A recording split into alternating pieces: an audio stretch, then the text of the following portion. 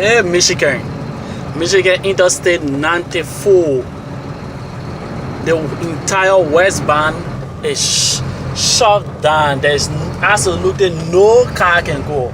Lot of accidents with trucks bump into one another.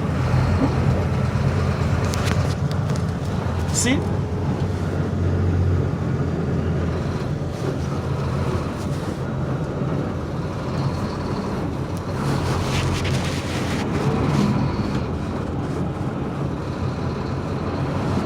And myself, the eastbound, there is no way I can go.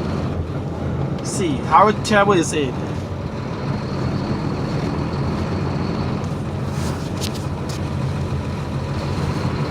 Ooh, I can't hardly count them. There are many cars, trucks.